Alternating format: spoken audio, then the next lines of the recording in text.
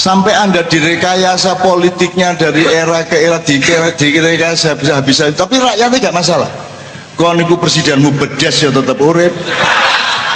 Wong Indonesia gak masalah. BBM gak mundak-mundak ditantang, ayo jare kate mundak. Nang wis iki, ayo. Are Indonesia. Dimelaratno gak melarat-melarat. Oh, no sing diutak-utak iki dadi dhuwit. Handphone dibuat kayak arek-arek 2 minggu dadi. Jadi wong Indonesia gak iso diapa-apakno. Wong Indonesia itu utusan Allah untuk masa depan, peradaban abad 21. Nah, Anda beragama Kristen, Buddha, Hindu, Katolik, Kristen di sini Gatoloco, Darmo Gandul, ya. Anda harus memastikan bahwa kalau mayoritasnya orang Islam, Anda adalah orang yang paling dilindungi oleh umat Islam. Ya.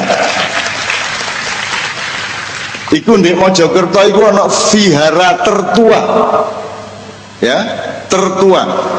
Sing urip di kono paling wong 14. Hindu Buddha, Siwa Buddha. Dikepung oleh 4.000 umat Islam dan tidak pernah terjadi penganiayaan, tidak pernah terjadi konflik, tidak pernah terjadi diskriminasi. Urip tentrem berabad-abad lamanya. Di Jombang ada gereja tertua Idek Nggone Cak Nur, sampai saiki gak tahu ana wong gelut. Indonesia adalah contoh soal dari yang sekarang disebut pluralisme, kerukunan antar umat beragama, antar opo wae. Sing garai wong Indonesia gak rukun iku sing saiki murui kon dikon rukun. Ngono lho. Wong kono sing biasa gak rukun, saiki murui rene. Kene iki ahli, Pak. Sudah, Timur Tengah akan menyerahkan masa depan Islam kepada Indonesia. Bahkan bahasa Arab secara resmi dititipkan kepada umat Islam di Indonesia. Ngelorek. Dan lain sebagainya. Sampai Anda direkayasa politiknya dari era ke era, direkayasa habis-habisan, tapi rakyatnya gak masalah. Kau niku presidenmu bedes ya tetap urip. Wong Indonesia gak masalah. BBM gak mundak-mundak ditantang, ayo jare kate mundak. Nang wis iki, ayo. Are Indonesia. Dimelaratno gak melarat-melarat. Oh, no sing diutak-utak iki dadi dhuwit. Handphone dibuat kayak arek-arek 2 minggu dadi. Jadi wong Indonesia gak iso diapa-apakno. Wong Indonesia itu utusan Allah untuk masa depan, peradaban abad 21. Nah, nek kon ngomong umat Islam di dunia ini yang sekarang dihancurkan, Anda tahu, menepuk air di dulang terpercik ke muka sendiri. Semakin Islam ditindas, semakin Allah menunjukkan wa'aki itu kaida wa mahilil kafirina amhilu murwaida. Tambah akeh wong sing mlebu Islam, tambah. Iya gak soal Islam Kristen mereka. Pokoknya gak iso, nah Indonesia gak iso diapa-apa, no, jarno ya Ustaz. Dan yang di depanku ini setiap malam adalah anak-anak umur 18 sampai 30, betul enggak? Dan mereka bukan anak Indonesia, mereka bukan anak dunia, mereka adalah anak-anak kesadaran baru hidayah dari Allah Subhanahu wa Ta'ala. Terakhir, kalau ngomong masa depan dunia, Islam dihancurkan dan tidak hancur-hancur sampai hari ini. Pokoknya bah alirannya opo ae, mbah celana cekak talandung gak masalah, pokoknya tetap azan sore. Wis subuh tetep adzan, wis bah alirannya opo gak masalah wis. Engko sing kathoke congklang jenggote kedawan kudu guyu dhewe. Tenang ae, engko lak kudu guyu dhewe, engko lak ketap-ketip karo kate turu. Ci angele jenggotku iki rek keringetan ra, susu diketok-ketok dhewe. Susu engko nek sing celanane kecekaan terus kene boworon kan tutup-tutupi dhewe didawani, tenang ae. Gak ada masalah, wong Indonesia gak iso dihapusi, wong penggaweane ngapusi. Gitu ya. Sekarang aku terakhir mengatakan kepada Anda semua, sebelum saya ngomong yang terakhir ini, saya ingin mengatakan, kalau Anda beragama Kristen, Buddha, Hindu, Katolik, Kristen di sini Gatoloco, Darmo Gandul, ya, Anda harus memastikan bahwa kalau mayoritasnya orang Islam, Anda adalah orang yang paling dilindungi oleh umat Islam. Ya. Iku di Mojokerto iku ana vihara tertua. Ya, tertua. Sing urip di kono paling wong 14. Hindu Buddha. Siwa Buddha. Dikepung oleh 4.000 umat Islam dan tidak pernah terjadi penganiayaan, tidak pernah terjadi konflik, tidak pernah terjadi diskriminasi. Urip tentrem berabad-abad lamanya. Di Jombang ada gereja tertua Idik nggone Cak Nur. Sampai saiki gak tahu ana wong gelut. Indonesia adalah contoh soal dari yang sekarang disebut pluralisme, kerukunan antar umat beragama, antar opo wae. Sing garai wong Indonesia gak rukun iku sing saiki muruki kon dikon rukun. Ngono lho. Wong kono sing biasa gak rukun, saiki muruki rene. Kene iki ahli, Pak. Wong kene iki Islam gak jelas Islam kok. Kristen ya marung ngono nek wis tak pindah Islam nang Kristen gak iso selawatan nih ngono ya. Wong Indonesia gak iso dihapusi, mereka sangat berdaulat di dalam dirinya sendiri. Sakarepku aku kafirku dhewe lah ngono sih. Kate nang doli wek-wekku dhewe. Sing ngadeg ya tek-tekku dhewe. Tak lebok-lebokno oleh kutu-kutuku dhewe ya ora. Dole dibubarne ndolek mbundi endi wis. Nek gak kepethuk ya wit-witan diserempet. Terakhir, maka kalau engkau mengatakan yang tersisa di muka bumi sebentar lagi hanyalah kekuatan Islam di Indonesia, meskipun dipecah belah dengan gerakan-gerakan dan aliran-aliran baru yang luar biasa, tapi gak iso. Wong Jawa iku kudu guyu dhewe akhirnya. Wis gak iso lah, wis kudu guyu dhewe wis. Apa meneng kowe sing nganggo cadar nek mangan soto ci angele. Iku kok ana saat ini wis gak taek-taekan wis sampean. Ci angele re. Lho ndek kene iki saiki ana apa iku wingi? Kongres poligami coba. Top arek. Top lho wis baban di Indonesia jarno ya ta. Jarno wis aja cemas. Di Indonesia tidak ada kecemasan. Di Indonesia penderitaan kita taklukkan menjadi kegembiraan, betul enggak? Di Indonesia bau busuk kita paksa hidung kita untuk merasakan wangi temen. Wah, bajane ya badhe tetep, tapi ya diwangi-wangi no. Indonesia kok repot. Gak iso ngalahno Indonesia kon. Dan kekuatan umat Islam di Indonesia, kekuatan rakyat di Indonesia, kalau Anda ngomong siapakah yang paling egaliter di Indonesia, siapakah yang paling tinggi daya juangnya, siapakah yang menciptakan Hari Pahlawan, siapakah yang menciptakan bermacam-macam revolusi di sejarah Indonesia, coba jawab satu persatu. Di manakah umat Islam Indonesia pusatnya? Jawa Timur. Siapakah yang paling kerja keras dan entrepreneurship-nya tinggi? Jawa Timur. Kalau pemilu pilpres, siapakah yang paling diandalkan? Jawa Timur. Sopo wani karo Jawa Timur saya? Semua jawabannya adalah Jawa Timur. Aku ngomong apa kalau sampean iki ngawal perubahan zaman.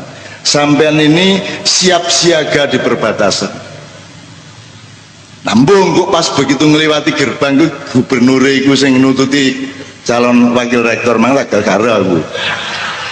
Jarno cek berjuang dhewe kono. Biasanya Saiful iku gak melok berjuang ku nek wis dadi dhewe sing gaya. Ya gak masalah. Oh Gusti Allah gawe macam-macam ya ono ngunune barang. Gak boleh kan nek wanita kene ngono berarti nek tetep imanmu tetep teguh tetep jadi kon. Lho aku iki nguji awakmu ya. Nguji wong dhek iku direwangi sir-siran direwangi. Sir-sirane numpak pesawat Surabaya Jakarta dhek sing nyetir ijen. Iku. Lah kudune lek mesra atau berdua bermega bojone numpak pesawat dia nyetir dhewe nyetir mobil sir-sirane iku. Iki nek sampai metu ndek koran bojone muring-muring. Bapak, enggak aku sing ngerem-rem bojomu Bul, tenang aja Bul. Jawa Timur, ada di seluruh dunia kemesraan seperti ini. Di mana? Di mana semua bisa kita omongkan dengan terang-terangan seperti di mana? Maka Jawa Timur adalah sampai-sampai Sidoarjo itu sebenarnya sudah diketahui akan merupakan satelit dari Surabaya yang akan menjadi ibu kota negara kita besok-besok, yang akan menjadi pusat peradaban kita besok-besok. Dan itu diketahui oleh Perancis, oleh Jerman, oleh Inggris, terutama Inggris, oleh Israel, sehingga disubversi supaya orang Sidoarjo bertengkar satu sama lain dan merusak mentalnya, maka dibocorkanlah lumpurnya. Itu subversi internasional. Tapi gak masalah, mari gelut, mungkin ini gelut tak diluk tok aja. Mari gelut, senang doli bareng bani gelut aja. Ono lho arek iku gak wawuh iku dadak kepethuk tuk ndek doli. Terus mesem karo kan ndek kene kan iya rukun mari ngono. Padahal gak wawuh 2 tahun lho Mas. Kepethuk ndek doli terus rukun. Dadi iki doli iki fungsine iki merukunkan. Mulane kowe aja ngenyek sapa-sapa, aja ngenyek, aja ngerendahkan sapa-sapa. Pokoknya semua itu min haitsu la yahtasib. Tidak ada sesuatu yang tidak menjadi kebaikan selama yang melakukan dan meresponnya itu menuju kebaikan. Apa aja akan menjadi kebaikan. Masya teletong iku nyuburno tanduran, gitu ya. Oke. Kita sekarang belajar kedaulatan sesuai dengan jadwal yang dikasihkan kepada saya. Jenenge sinau lho rek iki rek. Jadi tidak ada pernyataan kebenaran dari saya malam hari ini. Yang punya hak dan berdaulat untuk benar-benar menyatakan kebenaran hanya Allah Subhanahu wa taala. Rasulullah dan para nabi maksum dijaga oleh Allah kebenarannya. Tapi sampean aku tidak punya kemampuan untuk menyatakan kebenaran. Jadi semua yang saya omongkan ini ojo terus kok putus potong di tele YouTube. Terus mari ngono wong muring-muring nang aku. Kalau kok ono sapi liwat kok ketok buntute, kan gitu kan? Terus wong ngarani lho, kok cak ngarani buntut? Lah kuwi ngomong sapi ya. Sing dijupuk buntute tok ya arek-arek. Wis gak apa-apa lah. Wong aja meneh, Al-Fatihah aja bisa dimanipulir di YouTube, bisa ndak? Allah dulu zaman PKI, itu Allah. Zaman PKI biyen ada ayat apa? Fawailul lil musallin alladzina hum an salatihim sahun. Dan neraka wel bagi orang-orang yang sholat yang mereka lalai terhadap perbuatan sholatnya, kan gitu. Karo PKI zaman biyen dipotong fawailul lil musallin. Celakalah orang-orang yang sholat, titik. Setelah YouTube modiar aku. Tapi gak masalah, aku mati dan hidup sudah tidak ada bedanya. Jadi oke, pertama-tama jadi ini kita sekarang tidak menyatakan kebenaran, melainkan kita belajar menemukan kebenaran ini ya Rek ya. Dan batasnya dari Sabrang dikatakan kepada saya bukan mencari siapa yang benar, tetapi apa yang benar. Kita bareng nanti pulang mengambil keputusan masing-masing, karena setiap kebenaran begitu masuk diri Anda itu Anda yang punya hak, yang punya kedaulatan untuk memakai atau tidak, dan harus otentik dari dirimu kebenaran itu. Apakah itu kebenaran berupa konkate dagang opo, kebenaran memandang sesuatu, kebenaran konkate sholat, tak sembarang, tak apapun saja, yang penting Anda berdaulat secara otentik dari diri dalam diri Anda masing-masing. Oke, yang pertama sekali Pak Saiful, sampai jam berapa sampai tahan di sini? Yojok subuh, cok geragas, yojok subuh nemen-nemen. Tapi pokoknya Pak Saiful tahan ya, ke zaman lawas ya. Ya sekuat-kuatnya. Masa kan kalah karo aku? Lo masa wong cek enom ngono lho, cek seger kaya Arya Sencaki ngono lho kan. Anak aku lah wis anu wis betara Bisma aku yan wis tuwek wis dipanahi wong bendino sampai raiku gak ketok ana panah tok ndek kene-kene iki. Itu Bisma. Oke, bismillah. Indonesia itu arek angon iso ngaji rek kene iki Jawa Timur iki. Arek angon wedhus lho nek bengi ngaji. Itu ya. Tapi wong Inggris, wong Arab dingongkon gundul pacul ya angel nemen. Kita khatam Quran ndak karo-karoan banyaknya. Jadi Indonesia itu bisa mengucapkan dunia, dia bisa menampung dunia. Tapi dunia tidak bisa menampung kita karena Indonesia lebih besar daripada dunia. Menurut saya. Pak Saiful, kalau dunia mengembargo kita, yang mati kita apa dunia? Dunia yang mati. Tenanan gue, wis to. Itu ekonomi ya, SDA ya, mental ya. Nek wong Indonesia itu rabi gak rabi padha ae. Sedya kaya apa maringu nyengenges meneh. Ya toh, sedih diluk tok. Maringu diguyu-guyu dhewe lha ngono. Jadi Kiai Kanjeng juga begitu.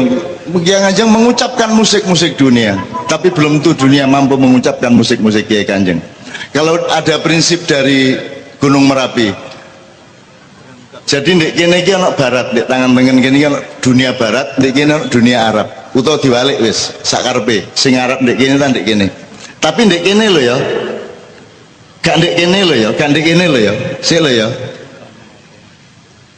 Di tangan kanan ada dunia barat. Disinilah kita bikin UNER, disinilah kita bikin demokrasi, disinilah kita bikin republik, demokrasi dan seterusnya. Terus di sini ada Arab, disinilah kita sholat, ibadah mahdoh, ibadah muamalah dan seterusnya. Tapi jangan lupa, yang membawa ini orang Jawa, orang Indonesia. Jadi Indonesia ini digowo, Baratnya digarap, Arabnya diruat. Jadi sekarang Kiai Kanjeng, sebelum nanti kita workshop mengenai kedaulatan, Kiai Kanjeng saya minta untuk menunjukkan kedaulatannya lah. Kiai Kanjeng sakar-sakar PDI, gaya lagu gak kudu 3 menit ya sakar PDI ini oleh 7 menit ya 7 menit, oleh 20 menit ya 20 menit. Pokoknya mereka sangat berdaulat sama dirinya sendiri. Sakar P, gak payu ya gak anjan gak didol, berarti lapor kan gitu. Tapi tidak ada grup musik yang seawet Kiai Kanjeng 22 tahun. Dan malam hari ini adalah penampilan yang kedua. Keberapa? Mana rek? Gak ditulis 3.637 ya. Dan tanpa berkarier, tanpa menanjak kemana-mana, tanpa menek apa-apa, gak kepingin dadi apa-apa. Pokoknya aku ingin iki kate lapokon gak terima gelut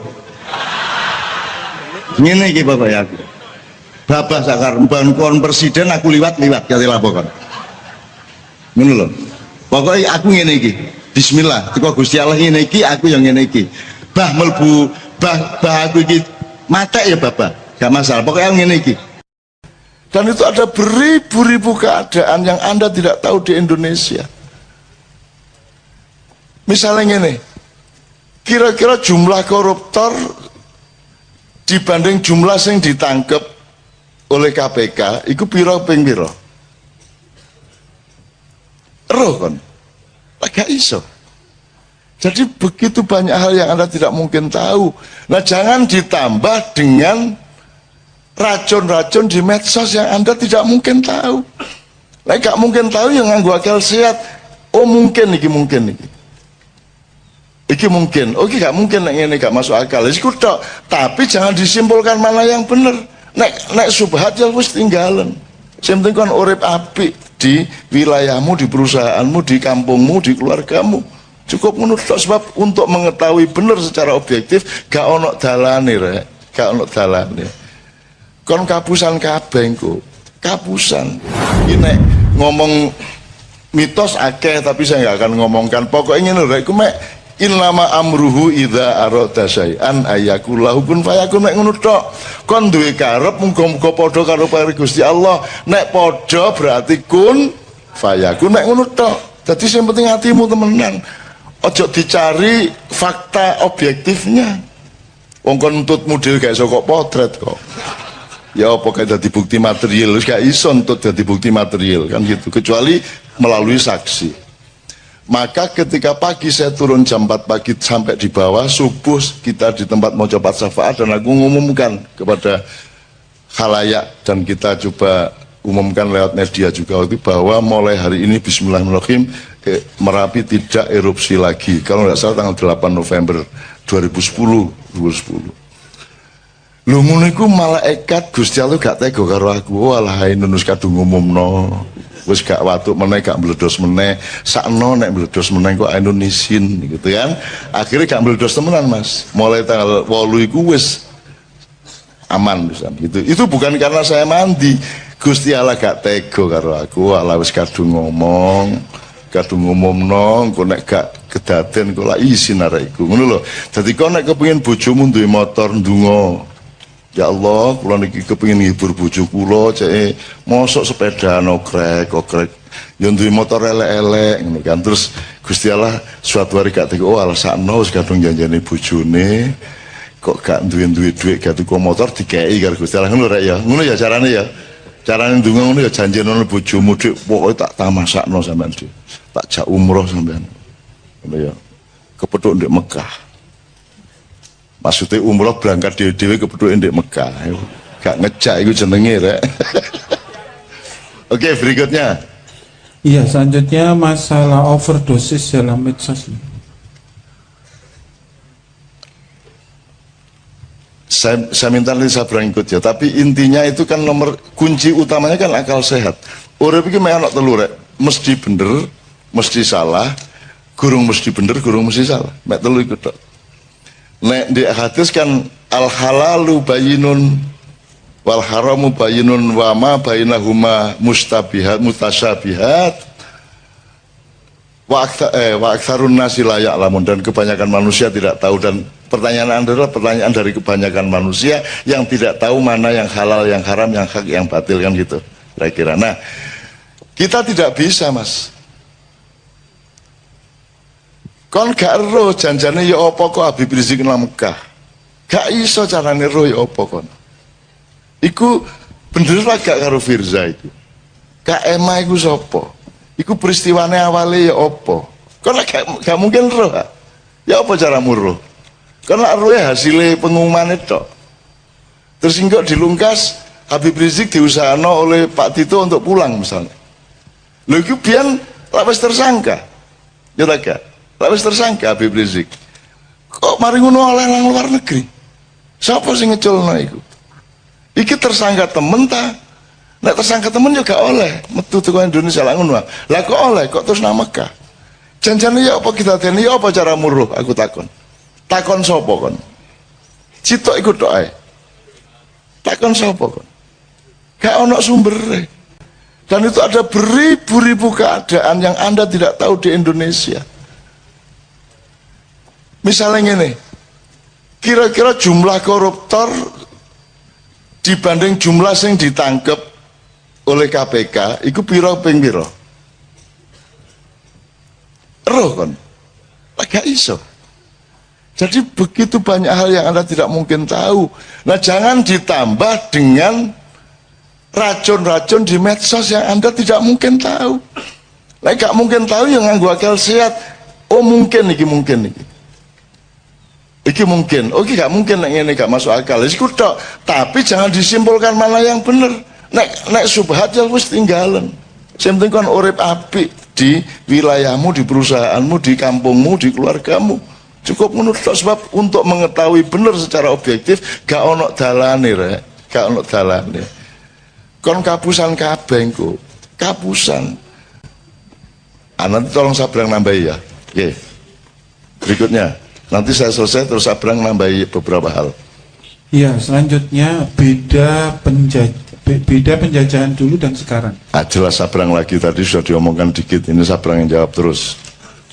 Ya. Selanjutnya masalah mimpi dengan ketemu dengan Mbah Nun.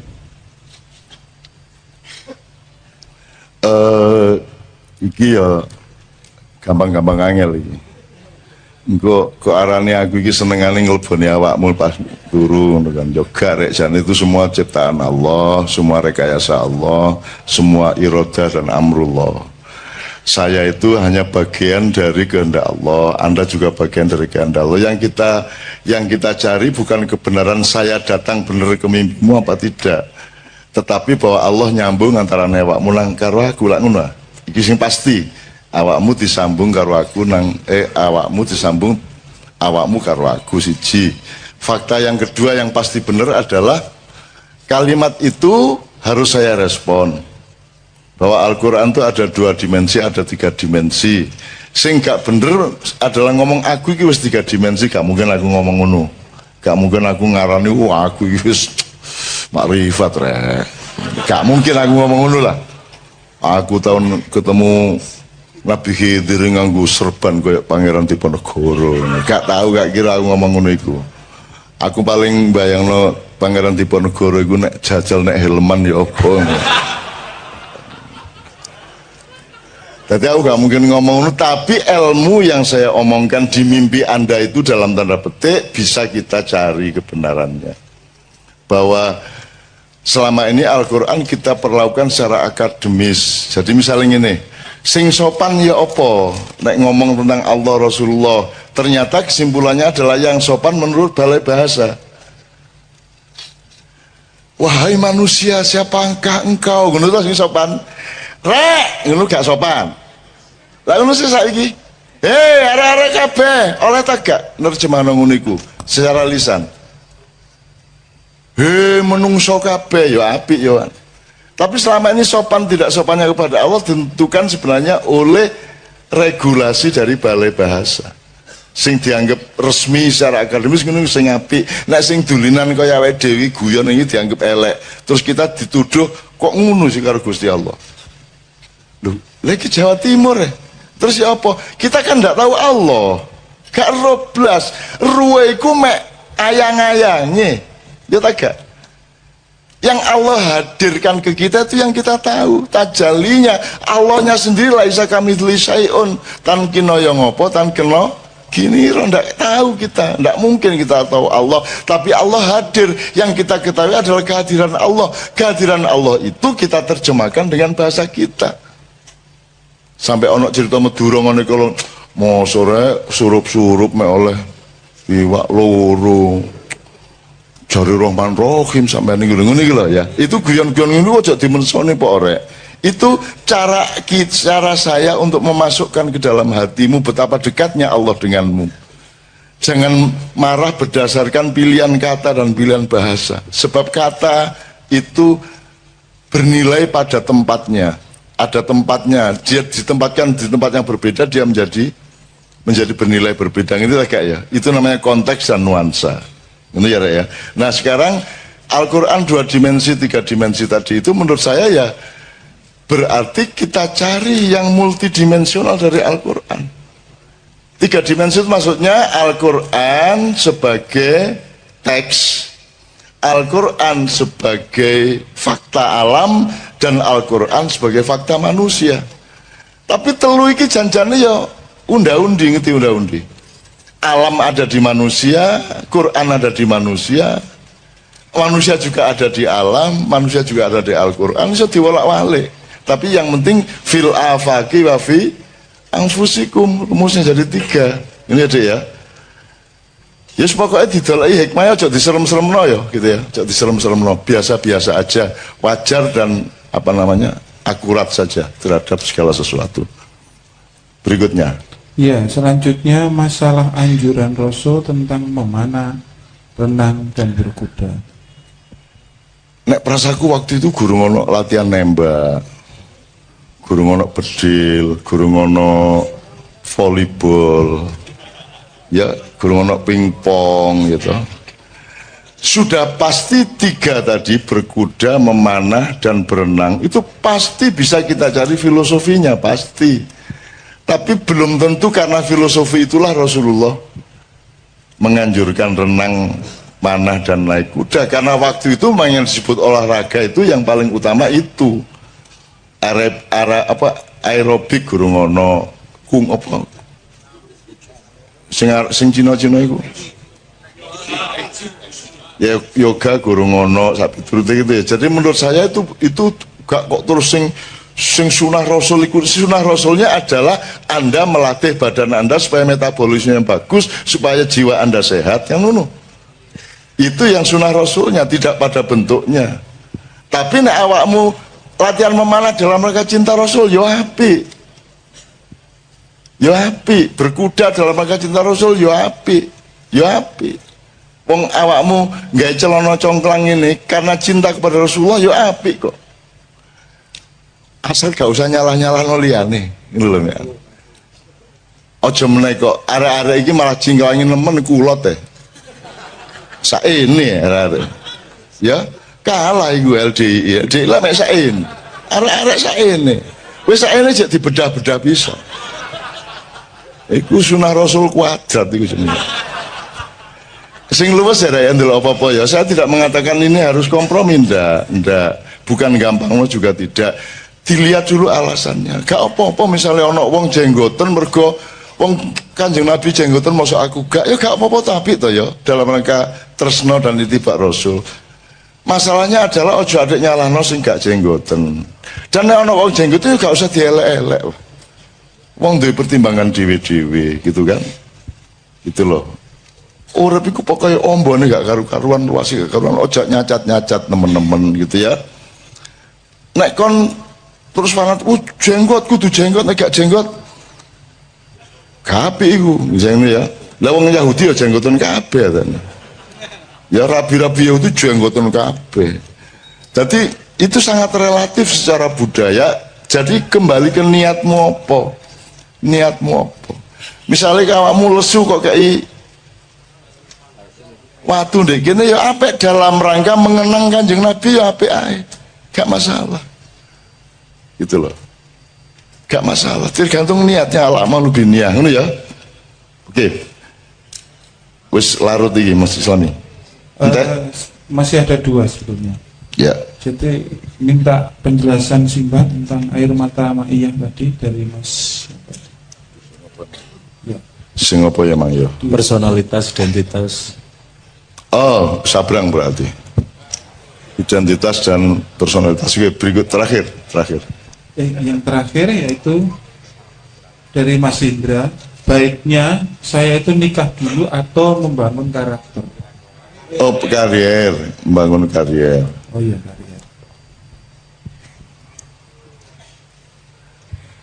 Jane ngene iki gak ono rumus rek. Awakmu sing iso ngukur awakmu dhewe, ya. Nek teori tentang seseorang bisa tidak berlaku untuk orang yang lain. Nek nganggo teori perusahaan ya sing apik ku siap sik kayak terapi. Tapi nek nganggo bismillah niat wis pokoke justru mergo aku rabi kok aku usahaku iso sukses sak ngono wae. Mergo aku bendina didorong karo ditagih karo bojoku. Nek aku gurung rabi usahaku ya mek setengah-setengah. Ah saiki apik endi sak karepmu. Dadi nek persaku bareng karo karone. Yo karier iku yo apa sih rek? Apa karier iku? Pokoknya kon kerja keras tekun, jangan menghardik waktu. Menghardik waktu artinya jangan keset. Jadikan kalau perlu satu hari itu menjadi 1 minggu dalam hidupmu. Jadi kon berkali-kali ganti pagi.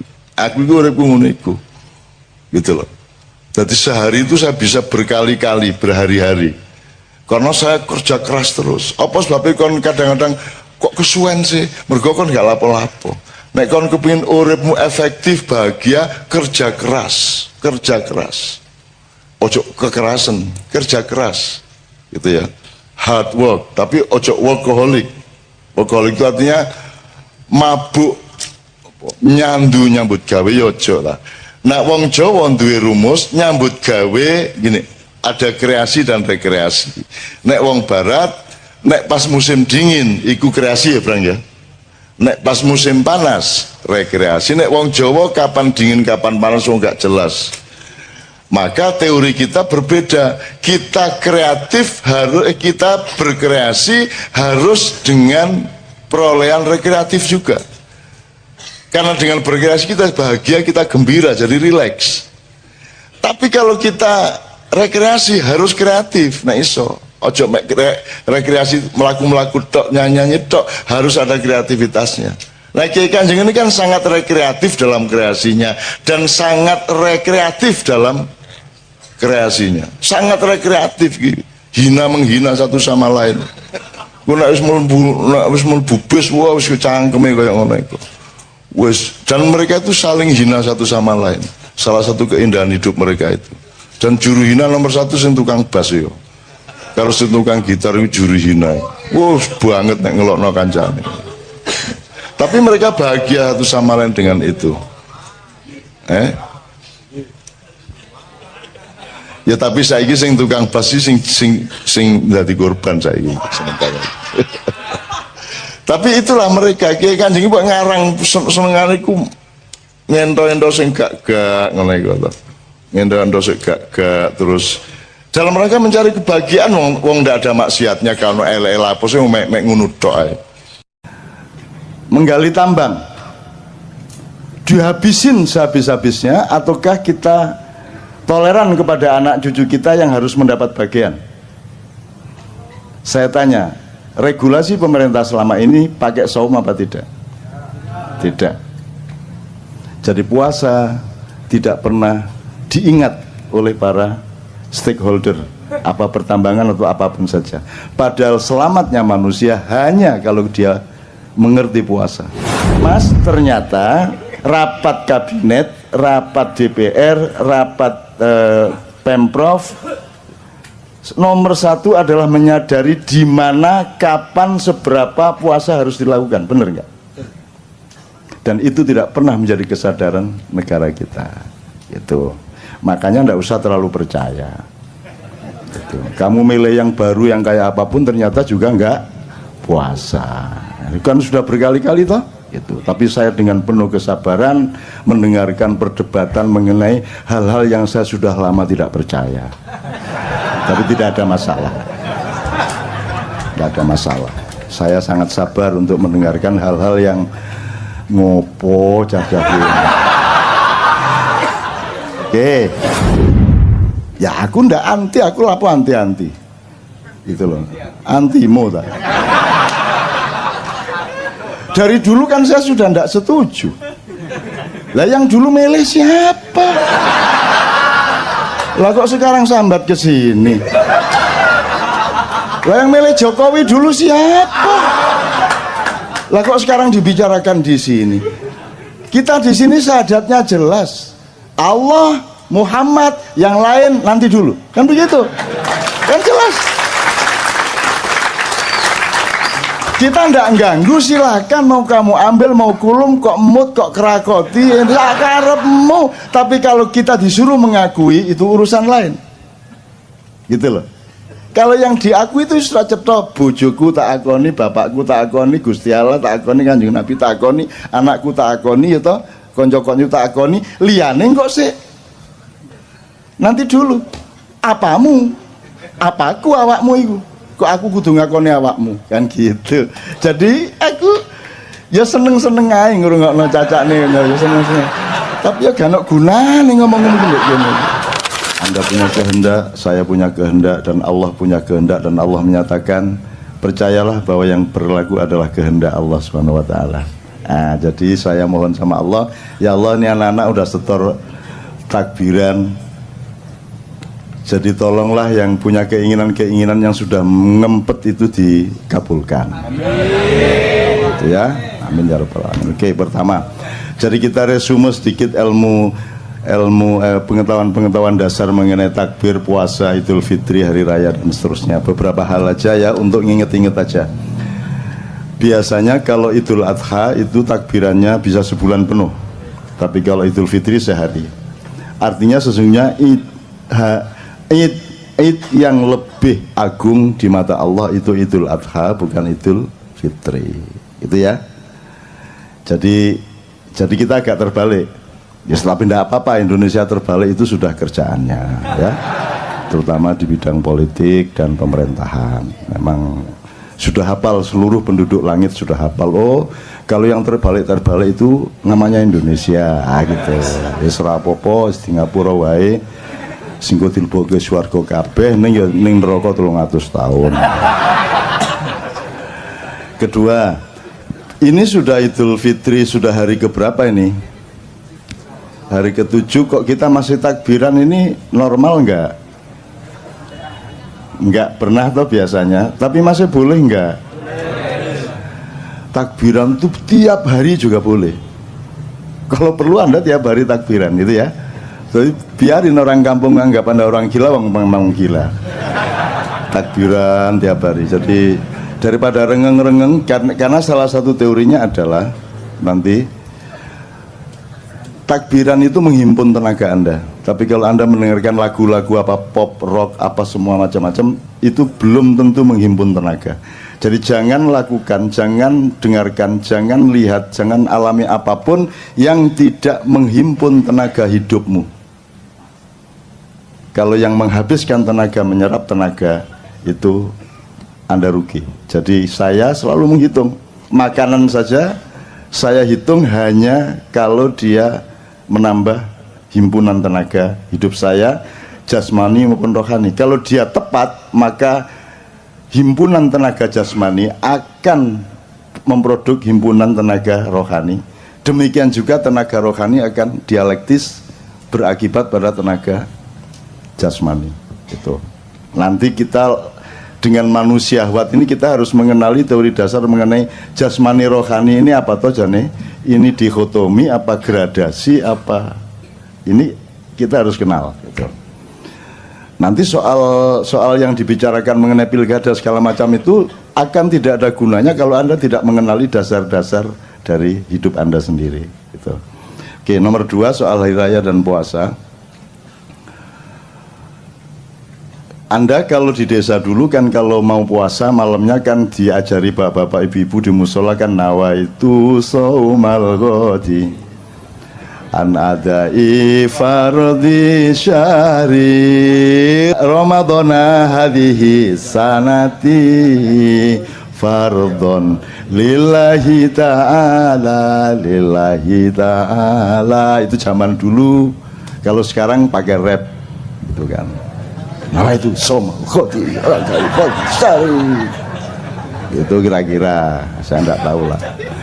Cuman yang ingin saya omongkan dari kalimat ini itu kan kalimat bikinan kita sendiri. Nawa itu artinya aku berniat, pasten ya, saum puasa besok pagi atas dasar keikhlasan saya kepada Allah gitu. Nah di dalam Al-Quran tidak ada disebut saum tapi siam, gitu, siam Ramadan. Jadi kenapa kok niat Anda nawaitu saumal ghadi kok tidak nawaitu siamal ghadi? Ya enggak apa-apa sebenarnya, enggak ada masalah. Jadi saya ini bukan sedang mempermasalahkan. Cuman kalau ngerti bedanya hidung sama bulunya kan lumayan daripada nggak ngerti bedanya kan gitu kan. Kalau sudah ngerti bedanya ini jempol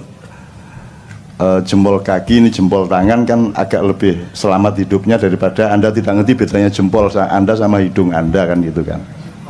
Jadi gini, jadi kalau saya menafsirkan siam itu adalah prosedur atau syariat untuk melakukan puasa, tidak makan, tidak minum dan memasukkan apapun, tidak melakukan sejumlah hal yang biasanya boleh dari subuh sampai maghrib, itu siam. Maka Ramadan disebut ar-Ramadhanu madrasah. Jadi Ramadan itu adalah diklat, pendidikan kilat 1 bulan. Anda dilatih untuk kembali melakukan siam dari pagi sampai sore gitu ya. Kalau saum itu segala hal yang sifatnya menahan diri. Sampean sebut satu hal, apa perilaku, apa kerjaan, apa produksi, apa kerjaan, untuk apa saja yang tidak ada unsur menahan dirinya Anda sebut. Satu saja. Satu saja kerjaan yang tidak ada unsur menahan diri, yang tidak ada unsur mengendalikan diri, yang tidak ada unsur membatasi diri. Satu kerjaan kalau ada. Naik motor, ngegas, ngerem, berarti puasa, saum. Apalagi istri. Sebanyak-banyaknya apa Anda batasi satu saja? Satu, saum. Apalagi menggali tambang, dihabisin sehabis-habisnya, ataukah kita toleran kepada anak cucu kita yang harus mendapat bagian? Saya tanya, regulasi pemerintah selama ini pakai saum apa tidak? Tidak. Jadi puasa tidak pernah diingat oleh para stakeholder, apa pertambangan atau apapun saja. Padahal selamatnya manusia hanya kalau dia mengerti puasa. Sound system ini isinya puasa, Mas. Diginiin, dibatasi, digedein ya, Mas ya. Diginiin, ini kegedean dikit bengung, ini kegedean dikit ndak balan. Itu isinya ilmu puasa semua. Betul enggak? Nah. Kamu bikin celana itu kan prinsipnya puasa. Kan makanya diukur toh, kakimu panjangnya seberapa, kan begitu. Betul enggak? Nah, itu prinsip puasa. Mas, ternyata rapat kabinet, rapat DPR, rapat Pemprov, nomor satu adalah menyadari di mana, kapan, seberapa puasa harus dilakukan. Benar enggak? Dan itu tidak pernah menjadi kesadaran negara kita. Itu makanya tidak usah terlalu percaya. Itu. Kamu milih yang baru yang kayak apapun ternyata juga enggak puasa. Itu kan sudah berkali-kali toh. Itu. Tapi saya dengan penuh kesabaran mendengarkan perdebatan mengenai hal-hal yang saya sudah lama tidak percaya. Tapi tidak ada masalah. Tidak ada masalah. Saya sangat sabar untuk mendengarkan hal-hal yang ngopo jaga. Oke, ini udah jangan terlalu panjang, nanti jadi ceramah puasa. Jadi ngerti bedanya saum sama siam ya. Keselamatan hidupmu, bahkan kaya tidaknya hidupmu tergantung pada kecanggihanmu di dalam menentukan kadar puasamu di dalam pekerjaan, dalam jualan segala macam. Anda jualan bebek goreng, mentang-mentang laris, maka sampai jam 3 malam Anda masih ladeni. Jadi akhirnya beli bebek lagi untuk supaya Anda bisa goreng lagi. Tapi percayalah, kalau Anda melampiaskan, kalau Anda berhari raya tiap hari di warung Anda, maka usia warung Anda juga tidak akan lama. Kalau Anda membatasi jamnya, pokoknya saya cuman jualan bebek paling banyak 50 atau paling banyak 25, habis tutup. Kayak ceker di Solo, kalau Anda lewat Solo itu buka jam 2 malam, tutup jam 5 pagi. Dah. Pokoknya jam 5 pagi tutup. Pokoknya jam 2 baru buka. Meskipun sudah antri sejak jam 11, pokoknya jam 2 tutup. Kalau Anda punya prinsip puasa seperti, maka Anda memiliki kecenderungan terhadap keawetan atau keabadian. Begitu. Kalau kamu suka apa? Kalau suka makanan apa misalnya di Jakarta? Upamanya soto Betawi, terus pagi soto Betawi, siang soto Betawi, malam soto Betawi, jam 2 malam soto Betawi. Kira-kira berapa lama usia soto Betawi di mulut Anda? Sebentar aja akan Anda bosan kan? Nah, jadi puasa sebenarnya adalah alat yang paling utama untuk mencapai keabadian. Itu ya saya, itu salah satu contoh aja. Oke. Jadi sudah jelas ya puasa, bedanya siam adalah diklat Ramadan, kalau saum artinya adalah apa saja dalam hidup di mana kamu menerapkan prinsip untuk membatasi diri, menahan diri. Regulasi itu apa? Regulasi itu kan menghitung sesuatu secara akurat, secara tepat. Itu namanya puasa. Kan gitu, Mas. Coba mentang-mentang seneng sama istrimu kok keloni ya bendino. Esok kelon, awan kelon, sore kelon. Katanya ngantor sih dulu ngadeg duluan. Suwe-suwe bosen dewe mari ngono kan gitu. Maka harus ada puasa. Maka Rasulullah mengatakan makanlah kalau lapar dan berhenti makan sebelum kenyang, maka kamu akan sehat dan lebih lama keawetanmu gitu ya Rek ya. Terus imsak Di sini kalau imsak tandanya apa di Jakarta? Pakai teriak imsak gitu. Oh pakai sirine. Sirine. Enggak dong, kalau sirine itu buka. Oh bapak-bapak, ibu-ibu gitu. Kalau di Jogja imsak gitu ya. Dari masjid besar Jogja itu Pak Jundi namanya itu. Lagunya gitu, imsak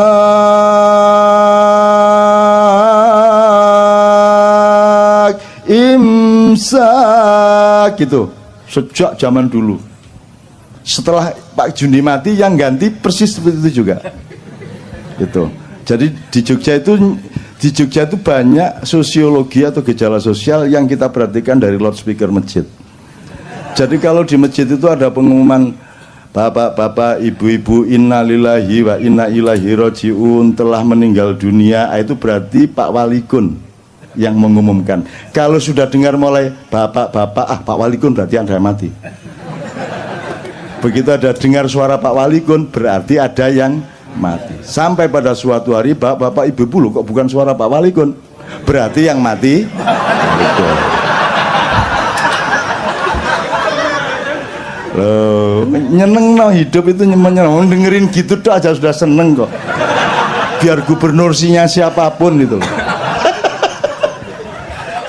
Tapi Anda tuh juga jangan terlalu apa tuh efektivitasnya Anda anti Ahok di sini nih.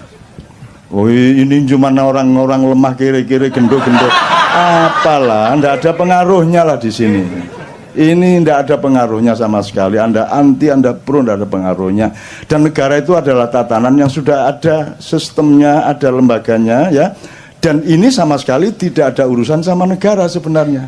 Negara itu punya legislatif, yudikatif, eksekutif, dan semua mobilisasi atau semua sistem yang dijalankan itu kan berdasarkan 3 lembaga dasar itu. Sehingga kalau ada sosialisasi di masyarakat pasti berasal dari 3 itu.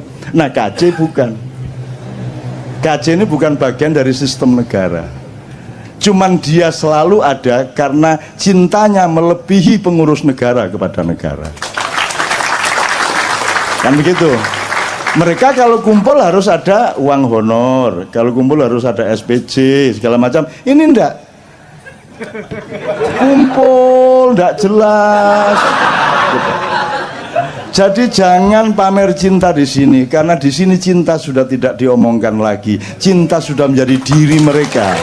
Bukan kita. Kira-kira.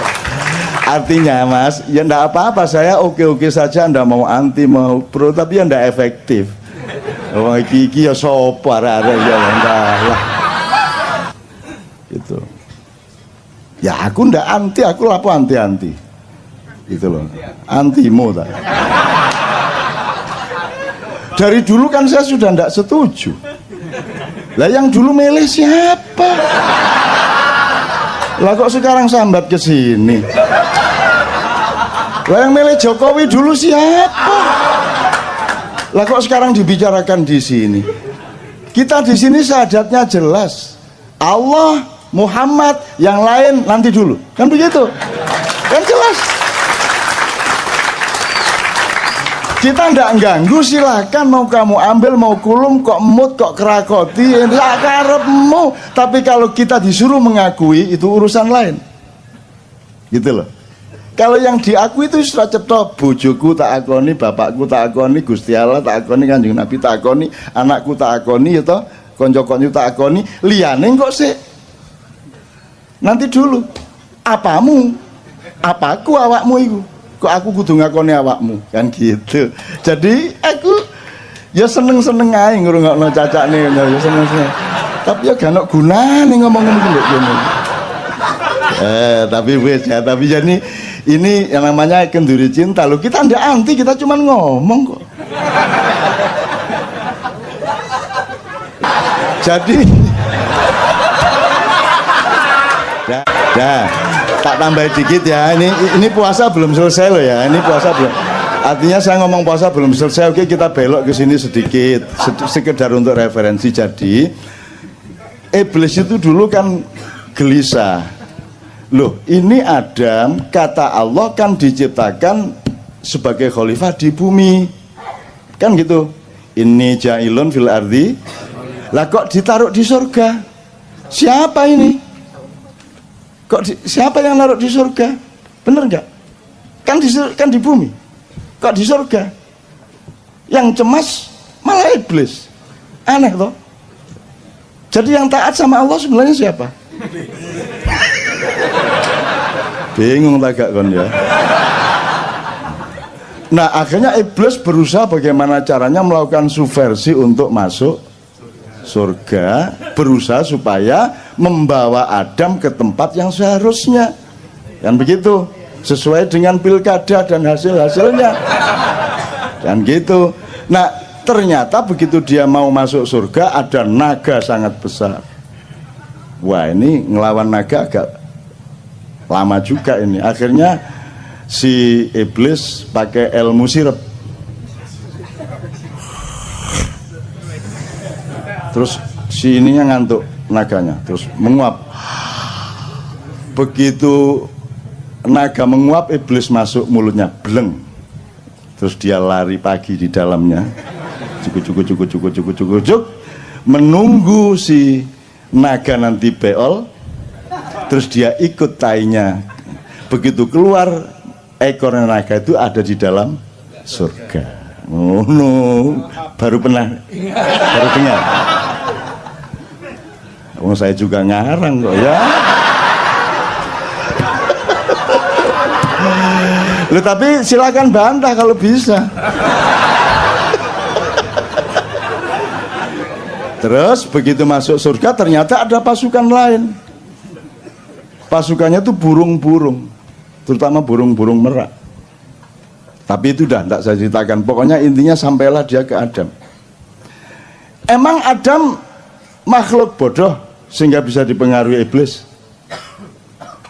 Kan Allah mengatakan inna khalaqnal insana fi. Adam lebih unggul apa lebih rendah dari iblis? Lebih unggul. Ahsani takwim, dia sebaik-baik ciptaan, masterpiece-nya Allah. Masa bisa dipengaruhi iblis? Terus digoda iblis? Ayo, nggak bisa. Upama saya aja nggak bisa kok digoda iblis kok. Cuman iblis ini pinter, dia pernah kuliah di IKJ.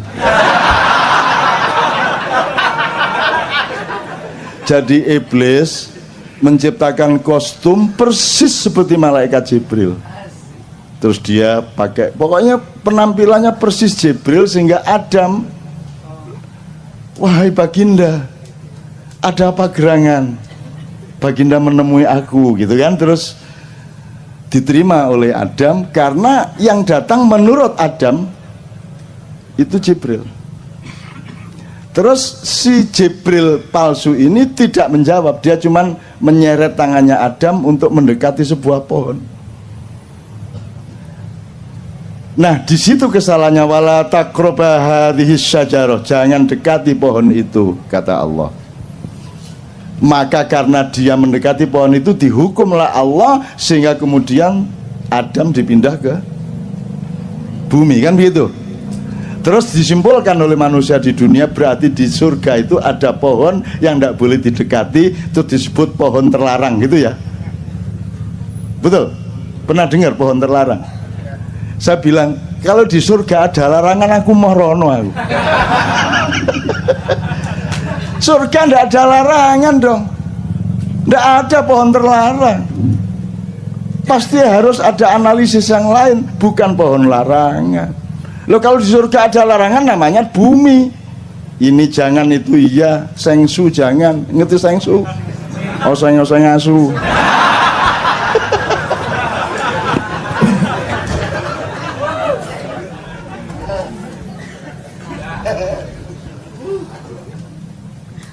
Kok jadi cerita surga saya? Oke, gini teman-teman sekalian, supaya Anda itu gini, saya itu tidak bilang bahwa yang saya omongkan itu benar. Saya itu ingin memberantas GR-nya setiap manusia di dunia, bahwa begitu dia ngomong, meskipun dia yakini, dia pikir itu benernya bener. Padahal setiap yang kita omongkan itu kebenaran relatif, dan mungkin nanti sore, besok pagi kita menemukan kebenaran yang lebih benar, betul enggak? Jadi semua yang saya omongkan itu juga jangan dianggap benar. Bahan saja, siapa tahu melalui omongan ngawur saya itu Anda oleh Allah diberi hidayah untuk menemukan kebenaran. Kan gitu. Jadi jangan percaya sama saya.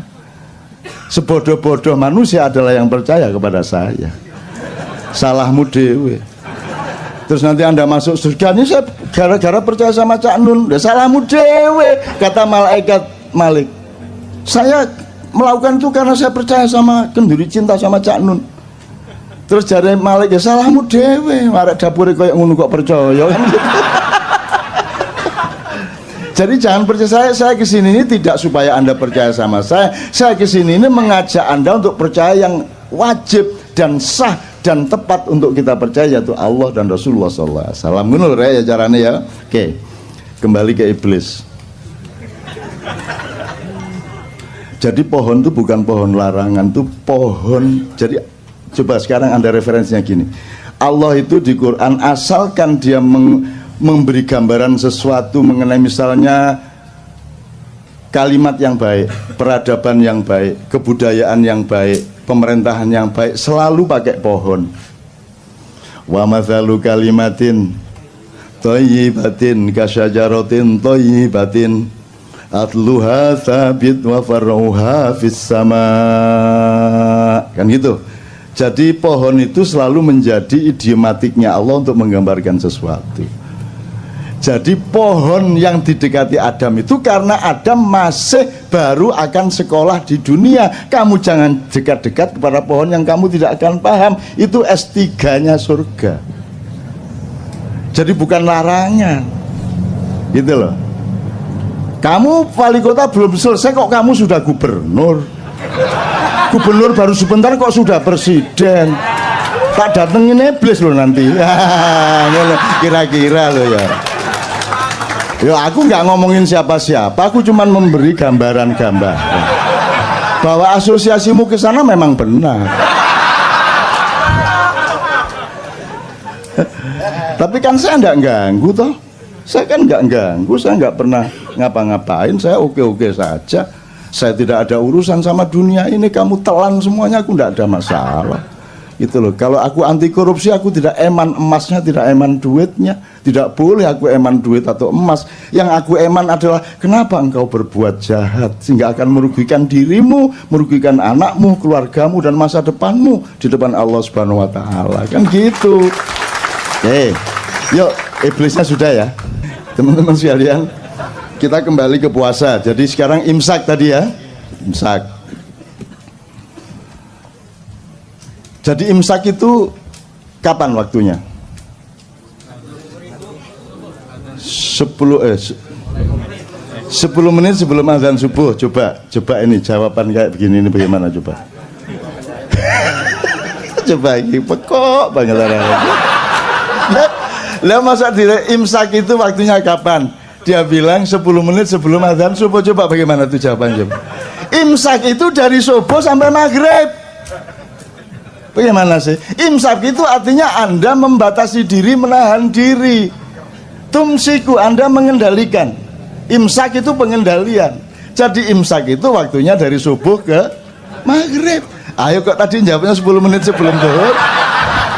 Lara-ara ini.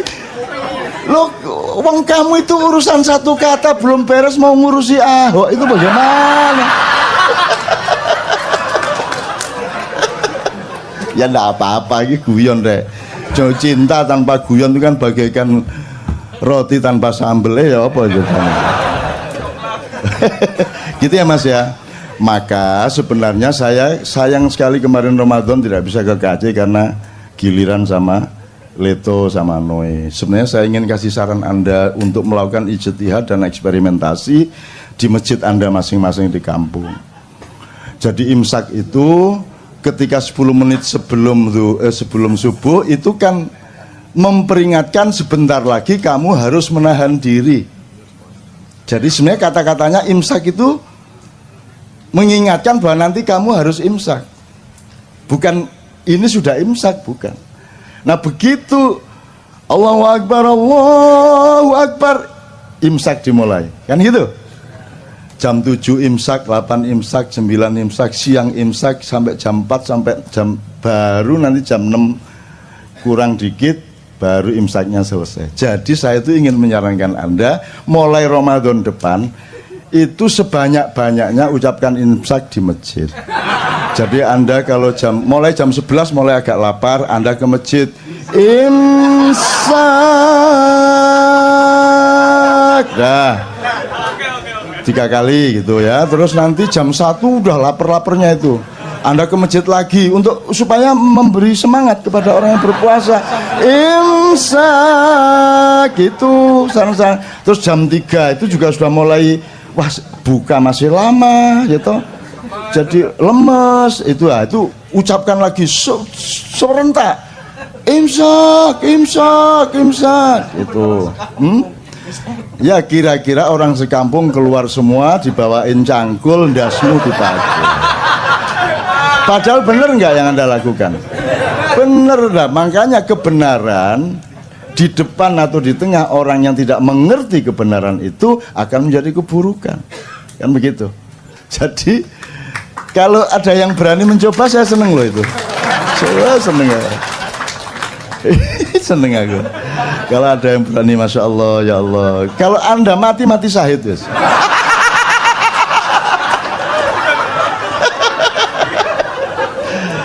Oke, dah kita selesaikan soal hari raya dan puasa ya. Puasanya masih banyak. Saya banyak nulis tentang puasa akhir-akhir ini juga. Saya juga punya buku yang kemarin sangat diandalkan di toko buku itu, Dan Tuhan Pun Berpuasa.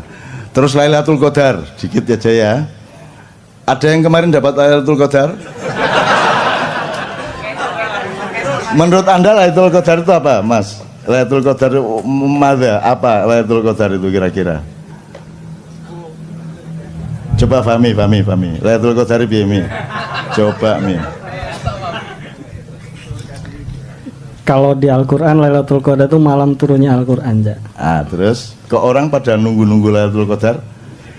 Mungkin karena mereka mendapat informasinya lebih mulia dari 1000 bulan. Nah iya. Terus mereka kan bayangin dapat Lailatul Qadar itu dapat rezeki banyak, dapat uang 5 gebok, dapat lotre, ditelepon suruh jadi menteri, gitu kan? Lailatul Qadar gitu kan? Tidak ada yang namanya Lailatul Qadar diturunkan dari langit. Yang ada Quran diturunkan, dan ketika Quran diturunkan maka malam itu menjadi Lailatul Qadar. Jadi Lailatul Qadar itu tempatnya, wadahnya, momentumnya, bukan barang yang turun dari langit. Yang turun dari langit adalah Al-Quran. Lah kok kamu menunggu Lailatul Qadar, wong Quran sudah turun dari dulu kok. Kan itu ya apa karepmu? Kok nunggu ini malam ganjil loh, ini Lailatul Qadar. Lah Qurannya udah turun dari dulu kok. Kok kamu tunggu-tunggu? Iki sebenarnya bagaimana pengertiannya ini? Sudah dari dulu Quran turun kok. Kamu belum lahir Quran wis jangkep kok. Kok kamu tunggu-tunggu Lailatul Qadar? Ayo piye pengertiannya? Ayo coba, Mi. Kira-kira gampang kok, kalau di Maiyah gampang jawabnya. Maiyah kok. Begitu Al-Quran entah satu biji ayat, entah satu biji pemaknaan, hikmah atau apapun kamu pakai dalam hidupmu, berarti dia turun di dalam jiwamu, maka itulah Lailatul Qadar. Kan begitu? Tidak penting siang atau malam. Emang siang dan malam itu bedanya apa? Kalau tidak percaya tanya sama yang buta. Kalau kamu bedakan siang terang benderang ngarepe wong pijak kan, ayo ngomong. Coba, kalau ada orang buta, misalnya di asrama orang buta, terus Anda jadi saudara, bedanya siang dan malam itu kira-kira ya apa tinarare itu? Sik dolekno watu rek, watu. Jadi malam dan tidak malam, terang dan gelap itu kan hanya urusan panca indera, betul enggak? Begitu panca indera enggak ada, dia sudah tidak gelap, tidak terang. Apakah hidupmu hanya panca indera? Atau lebih tinggi dan lebih dalam dari panca indera? Apakah cinta bisa engkau pandang? Bisa engkau dengarkan? Yang bisa engkau dengarkan adalah ucapan yang seolah-olah mencintaimu. I love you, kamu dengarkan. Tapi cinta yang sejati bisa kamu dengarkan dengan panca inderamu? Nggak bisa kan? Nggak bisa. Maka Lailatul Qadar juga tidak bisa. Jadi Lailatul Qadar itu milikmu. Kapan saja kamu ambil ayat itu, kamu berlakukan dalam hidupmu, itulah Lailatul Qadar. Maka kita subjeknya. Jangan nunggu-nunggu. Begitu malam ganjil ngene ngarepe omah.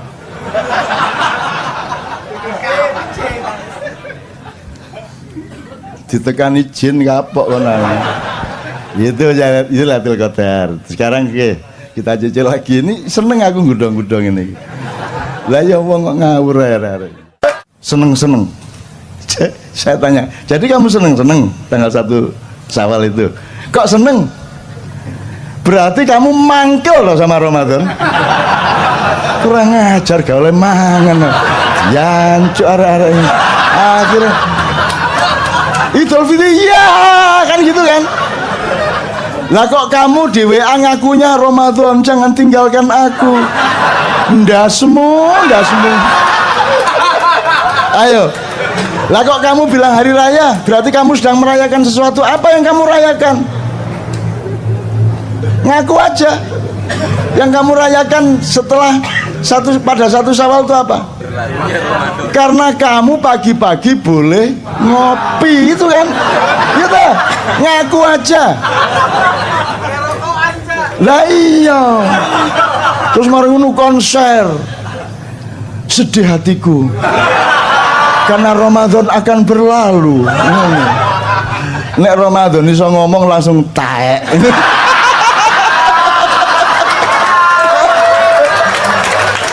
Maka jadi fitri itu ada dua makna epistemologisnya, harfiahnya. Satu, fitri dalam arti keaslian, genuinitas, originalitas, kefitrian, aslimu itu seperti itu.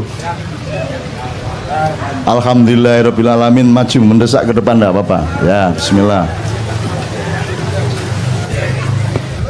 Coba satu kali takbir, karena Anda tiga Allahu Akbar, Allahu Akbar, Allahu Akbar. La ilaha illallah, wallahu akbar. Allahu Akbar walillahil hamd. Alhamdulillah. Hujan baik atau buruk tergantung Anda, tidak tergantung hujannya. Kalau Anda husnudzon, ya Allah, ini tanda bahwa Allah ikut bergembira atas kegembiraan kita, dan Allah memberkahi, mengabulkan apa yang ada di dalam hati Anda, maka insya Allah hujan ini merupakan tanda kabulnya doa-doa Anda.